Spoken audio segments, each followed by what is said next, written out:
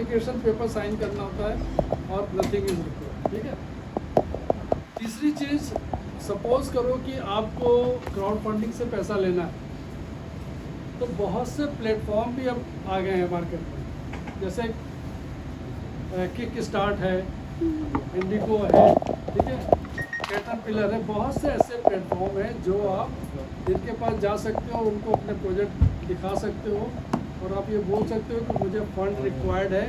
वो आपके बिहाफ पे मार्केट से पैसा इकट्ठा करेंगे और आपको फंड प्रोवाइड करेंगे आपके बिजनेस के लिए, बट लेकिन they charge commission for that 3 to 6%। Go Vivo अभी मैं दिखाऊंगा, कैटरपिलर है, गो वीवो है, इंडिगो है, ठीक है। बहुत से ऐसे प्लेटफॉर्म हैं जो आपके लिए पैसा इकट्ठा कर सकते हैं। तो ये दो थे सोर्स ऑफ फंड, ये आपको मालूम होना चाहिए। आपको ये पता लग गया कि कोलेटरल फ्री लोन कैसे मिलेगा, ये भी अब आपको पता लग गया। डॉक्यूमेंटेशन आपको पता लग गया। अब हम आते हैं बैंक पे।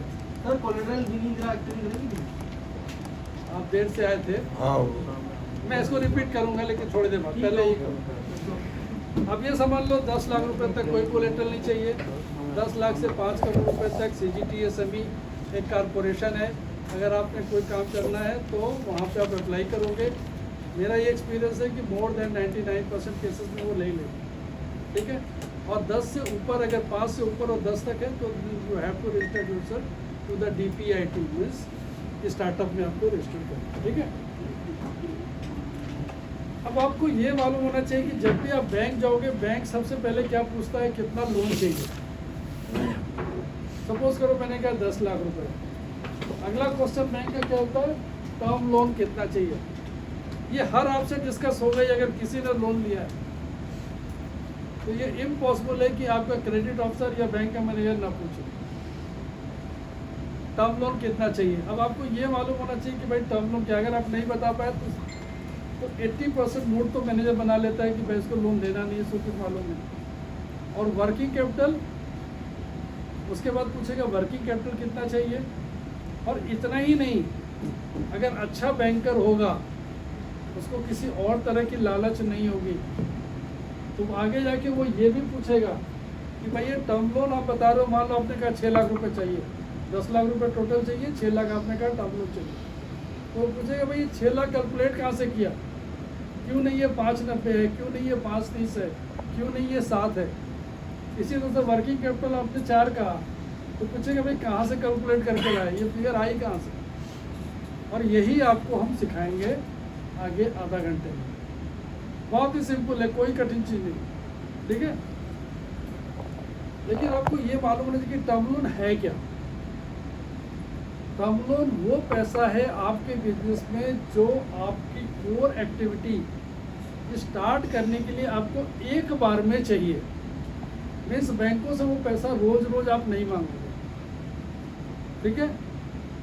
अब वो कौन सी चीज़ है, सपोज करो आप कोई बिजनेस करने गए, तो सबसे पहले आप क्या चाहिए होती है, लैंड एंड बिल्डिंग चाहिए।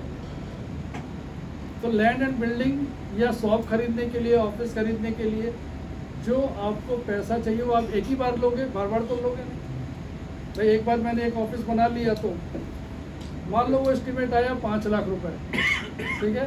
तो पहले लैंड एंड बिल्डिंग, मान लो कोई मैन्युफैक्चरिंग यूनिट हम बना रहे हैं, तो फिर हमें क्या चाहिए, मशीन खरीदनी है, वो भी एक ही बार खरीदोगे, तो मशीन पे मान लो 5 लाख रुपए और चाहिए, तो हो गया 10 लाख रुपए। उसके बाद क्या करोगे, फर्नीचर एंड फिक्सचर, फिर पंखे लगाओगे, बिजली लगाओगे, ट्यूबलाइट लगाओगे, स्टाफ के बैठने के लिए ऑफिस बनाओगे, कस्टमर के बैठने के लिए जगह बनाओगे।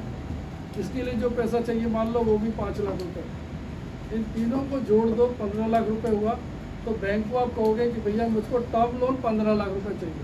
अब वो डिटेल पूछेगा तो फिर आप उसको दिखाओगे, ठीक है।